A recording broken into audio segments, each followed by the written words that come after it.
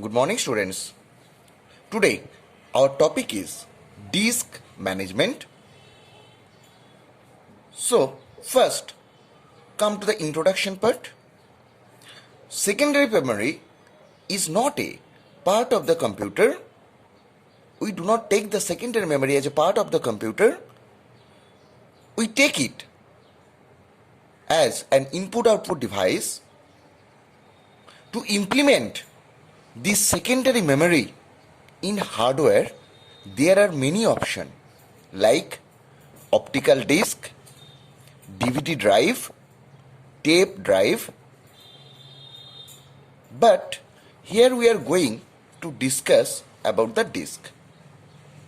To implement the secondary memory, the popular operation is disk. The popular option is disk. That's why today's topic is disk management. You can see here, I have drawn a side view of a disk or side view of a hard disk.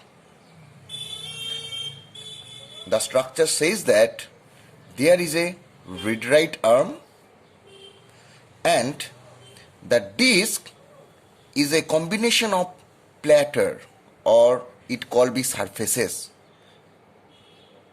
You have seen in a CD device that there are two surfaces, but here the difference between you have seen the CD drive and the hard drive is that here both the surfaces will be read-write, but in the CD disk there is only one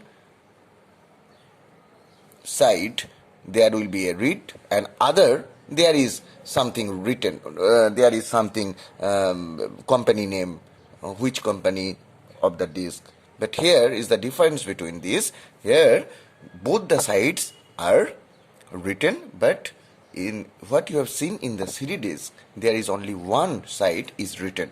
So this is the platter. A hard disk is a combination of platter. So this is a platter. You can call it as a platter. I am taking here only one platter. Actually the hard disk is a combination of many platter, but in our diagram I am showing only one platter. That's why I am considering only one platter, and this platter is a combination of track. That means 0 number track, 1 number track, 2 number track, 3 number track. That means on one platter there will be number of track, and these track are subdivided into sector. You can see that this track is subdivided into sector. The information is loaded in each sector,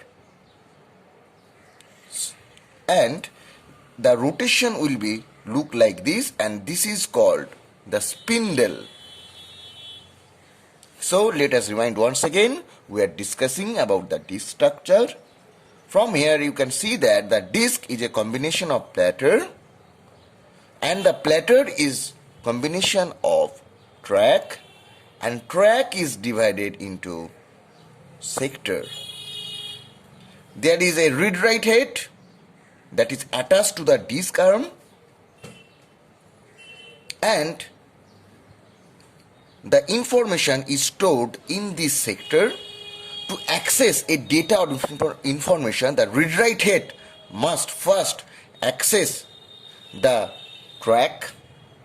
Next, it must access the sector. So, this is the basic disk structure. Now, we are coming to one by one point what I have discussed. Each platter, point number 1 is each platter has a flat circular shape like a CD or DVD. Number 2, the diameter range from 1.8 to 5.25 inches. Number 3, both surfaces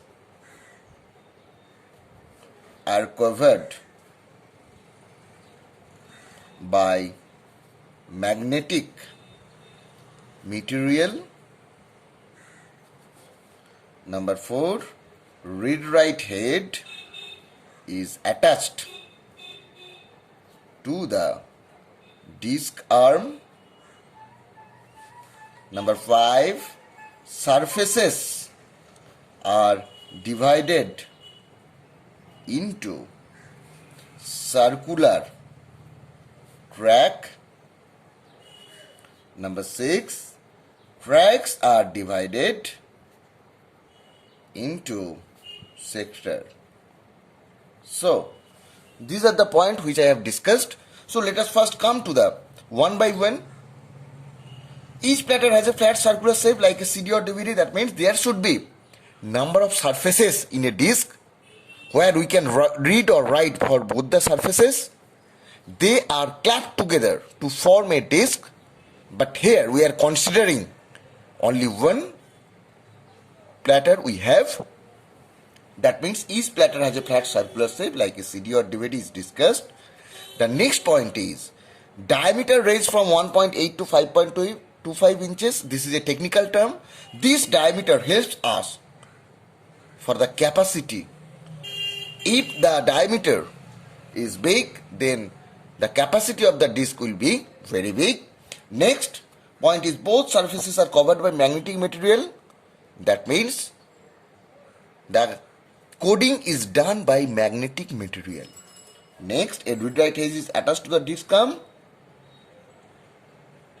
To access a data, the read-write arm must be moved first to the particular platter, then to the track, then to the sector.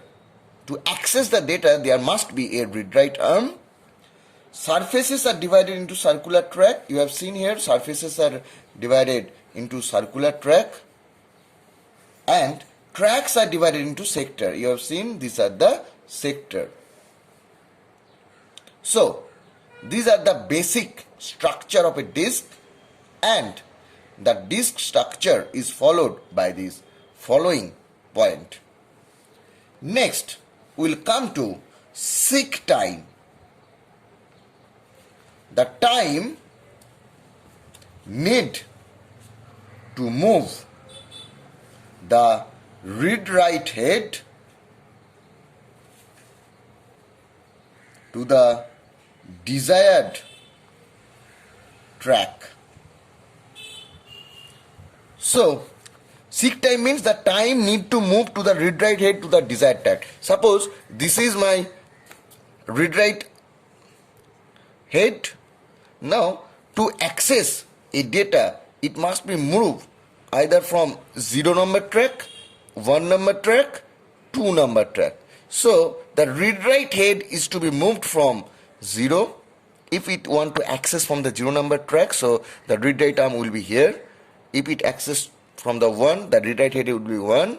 And if it wants to access from 2 number location or 2 number track, then the read-write head will be here. So, the seek time is the time need to move the read-write head to the desired track. So, now you can see the movement.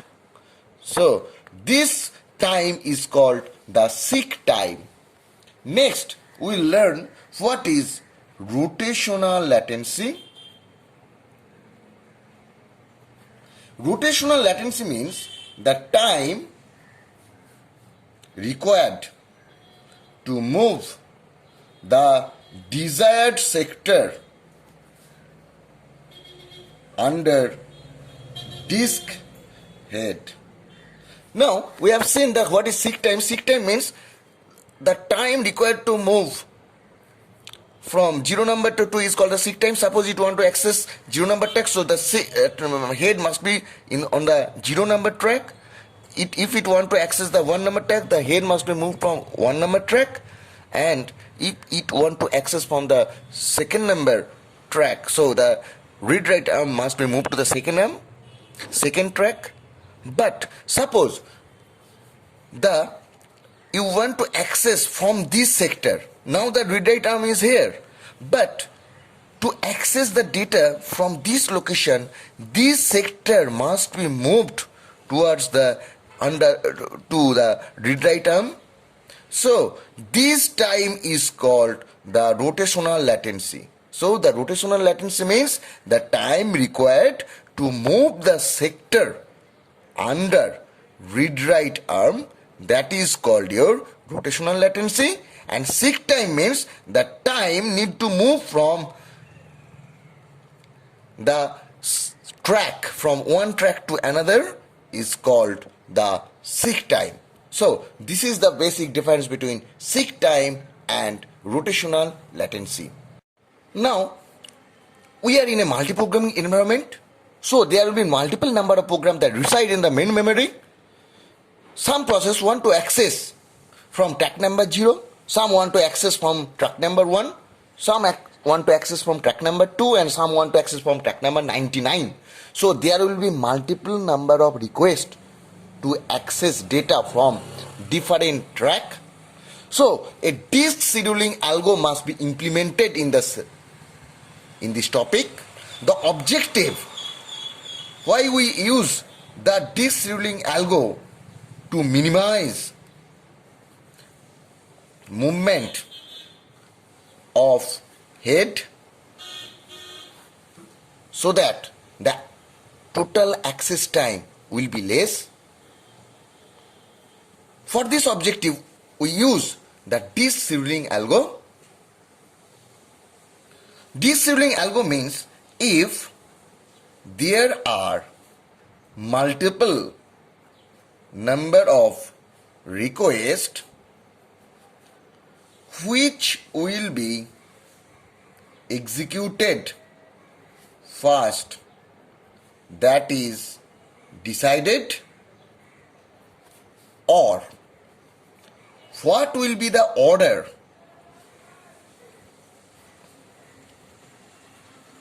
to satisfy a request. So that's why the disk scheduling algo is very, very important. There are very popular disk scheduling algo. They are FCFS, that means first come first serve, first come first serve. There is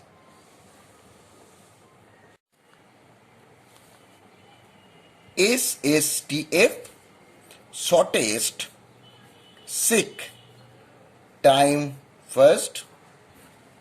Next one is scan, then is syscan, look, clook. So these are the popular disk scheduling algorithm,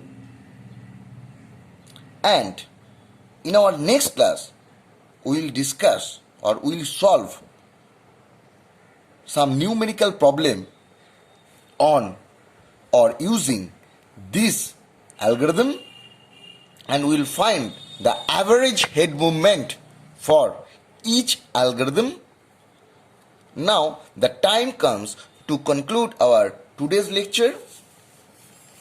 We have seen in our lecture that we are now in a topic of disk management. And why the disk management is very, very important? Because here we will discuss about the hard disk. In this lecture, I have shown you the disk structure in a side view. There are read-write arm, there are sector, platter, track, spindle, etc. And I have discussed it through the following points. I have told you what is seek time, what is rotational latency. Next, why the disk scheduling algo is required in the system, and what are the popular disk scheduling algorithm that will be covered in our next topic.